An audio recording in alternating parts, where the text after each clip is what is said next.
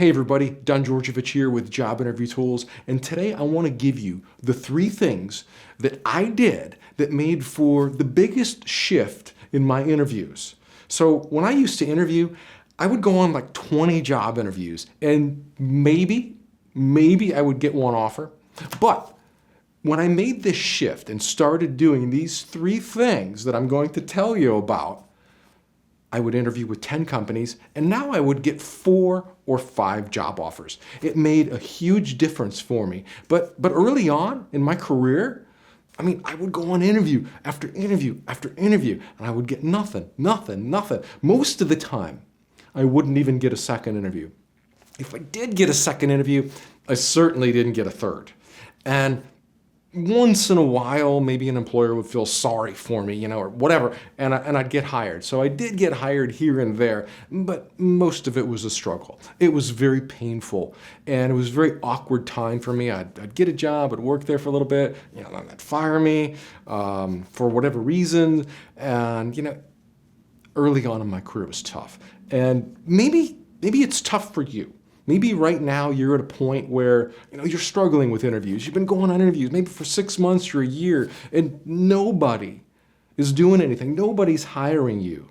Well, hopefully after I share with you these 3 things that I did that made the biggest shift for me, you'll be able to do those too. And you'll realize that same shift. So the first one for me is when I realized that employment was not my God-given right, and that being employed was a privilege, made a huge difference. That, an employer practically had to hire me, and it was their job to hire me, and I was good, I had skills, I knew how to do this job. They owe it to me. Now, this was early on thinking, but that's the way I thought. And I know that there's a lot of people who kind of think that way today. They really feel that employers owe them a job. And I got to tell you, nobody owes you a job. Employment is a privilege, it's not a right. And that was the first shift for me. And just being some young punk kid, I didn't know that. And once I started seeing it from their side and just realizing that, having a job, nobody owes me a job. And probably what helped me make this shift is when I had a job and I noticed other people working at that company who really didn't care about the job that they had. They weren't there for the company. They were there for themselves. They were there for a paycheck. And they were just trying to milk the company for all it was worth. And they just did a half-assed job. And I'm thinking to myself, why? Why would you act that way on your job? And the employer is giving you a wage. They want you to do this work. They're giving you all the tools and resources that you need, and you don't care. You should just go somewhere else. And that's probably when I started to realize that, employment is a privilege. It feels good. You have a job, someone believes in you, they trust you, and it's a privilege. They don't owe that job to you. It's not your right. And just making that shift alone will make a huge difference in the way that you approach your interviews. Now, I'm sure that, because you're one of my subscribers and you're here watching this video, that you don't really think that way. You really believe that, employment is a privilege and it's not a right. But it's sometimes good to just remind yourself of that and realize that, I am grateful to have what I have, and I respect the employer. And that's really kind of what it boils down to, is respect. You're trying to convince somebody to hire you for a job. You should have a mutual respect between each other. So let's move on to number 2. My second biggest shift in the way I approached interviews was I started to care. What a concept. I started to care about them. I didn't approach the interview as being needy or desperate, but I cared about them, and I wanted to help. I genuinely wanted to join them to help them, not for the paycheck, but for the opportunity, for the experience, and because I believed in what they were doing. I believed in where they were going. And I cared about them. I cared about their problems. I would ask them, so what kind of problems, are you guys facing? What kind of challenges are facing this position?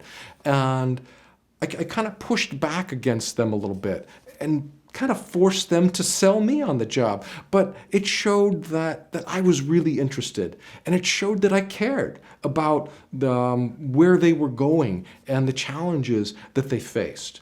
And that number 2 shift made a huge difference because it showed the employer that I just wasn't there looking for a job. I mean, I was asking questions about, what they were doing, where are they going, why are they going there? And I would share my own excitement and enthusiasm that, hey, I want to be along with you for the ride, and I've got some things to contribute because I understand some of the things that you guys are doing. I've done those kinds of things before. Here's how I can do them for you in this job. So that was my second biggest shift in thinking. And the final shift in thinking was only applied for jobs where I knew in my heart that I admired what they were doing. I wanted to be a part of their team. Now, I probably, like everybody else, I'm victim of this. I would go out and I might apply to 10, 20, 30, 40, 50 jobs in a day. It's like, hey, here's my resume. Everybody, take my resume. And after I'd send out 500 resumes, do you know how many responses I would get back? 0. I'd hear crickets. And it took so much energy because I only have so much energy to apply for jobs. So I basically channeled all of my energy into 500 jobs that I applied for. And so that's diluting all my energy 500 times. So instead, what I did was focused and harnessed all of that energy into 1, 2, or 3 jobs a week that I would apply for. And these were jobs that I really wanted. I admired the company. I admired what they were doing. I respected the challenges. And it was a job that I could do. That I could do like 90 or 100% of this job. Now, other jobs that I would used to apply to, I'd look through the job description and be like, well, yeah, I can do that and that and that, but that and that I can't, so I could do maybe half the job. Let's send them a resume. Or, here's another job I can do 60%. Let's send them a resume. It doesn't work. You're diluting all of your energy and spreading it across all kinds of employers where most of them just don't care about you. So it takes more work to be focused, but it allows you to channel all of that energy into just a few positions at a time. And when I would apply to these jobs, I would pick one and I would pour my heart into it. I'd write him a warm, heartfelt cover letter that expressed what I was looking for, that I was interested in what they were doing, and I'd like to be a part of the growing team. And here's why. I just didn't send out willy-nilly cover letters to everybody. They were all very highly targeted and focused. And if they said, please send your resume to Human Resources, well, that wasn't good enough for me. I wanted to find out the person to send it to, so I would do some digging. And I would dig and dig and dig until I could find a name. If I couldn't find a name, I'd call them up on the phone. And I would talk to Human Resources and find out the individual. Who can I address this to?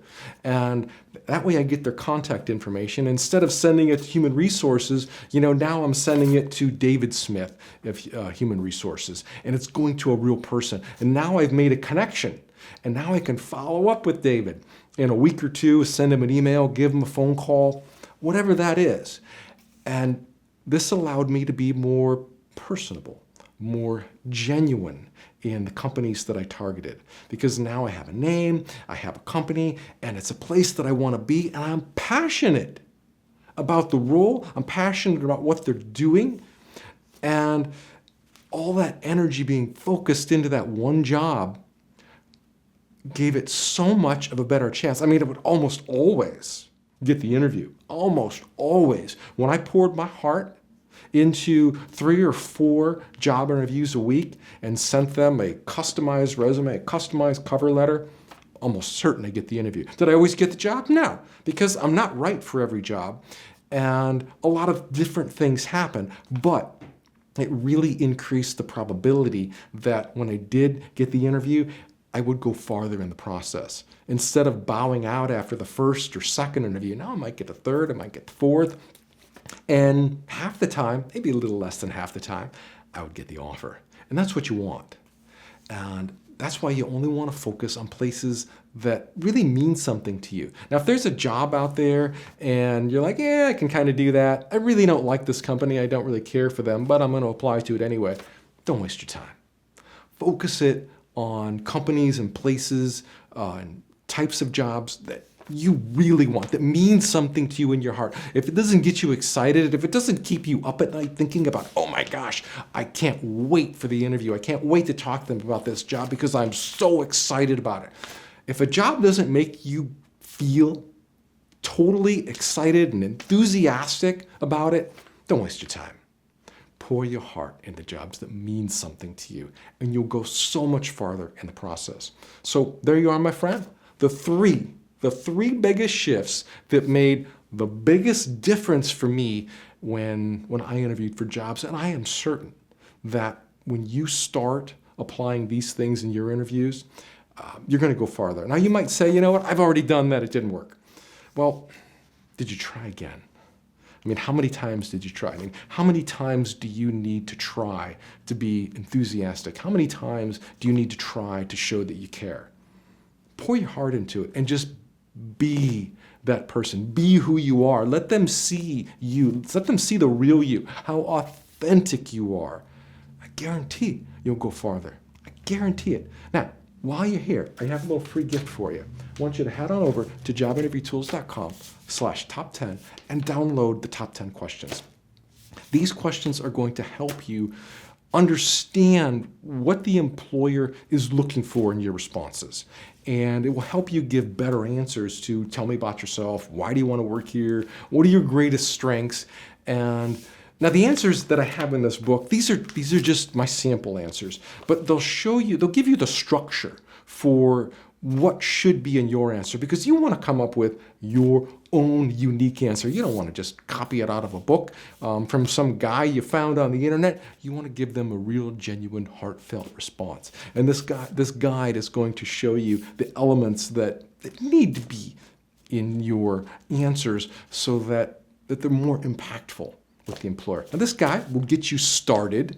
Now, obviously, you're going on a job interview. They're going to have more than 10 questions, and that's where the complete interview answer guide will help you. So I'd like you to just at least try out the top 10, and you get a feeling for my style of answering questions. If you like that, and that resonates with you, then try the complete interview answer guide. This guide has over 140 questions in it. It covers behavioral questions, and it goes into real extreme detail about what employers are looking for, and it covers literally almost every question that you are likely to be asked in an interview. And it doesn't go into the technical questions like, if you're interviewing for an IT job and they're like, well, tell me about the order of the TCP/IP stack or something. It's not going to go into technical stuff like that. But when you learn how to answer these questions, it's going to give you the right framework to use so that you can apply that framework to your technical questions. Whether they're in the medical field, they're in the IT field, they're accounting, it doesn't matter.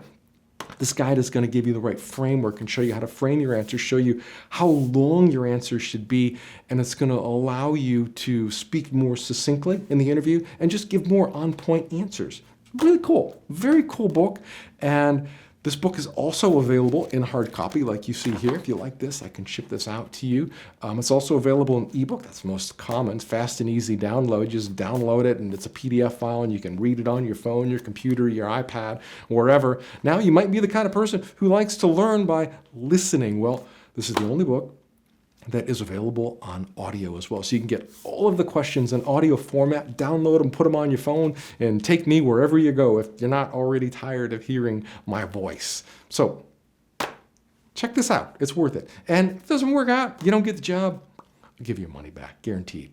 So that is all I have for you today. Now, before your next interview, think about how you can apply those three things to make a shift in your interviews. I mean, I'm assuming that maybe your interviews aren't going as well as they used to. So apply those 3 things and make a shift in you and see what kind of difference that makes. And don't just try it once.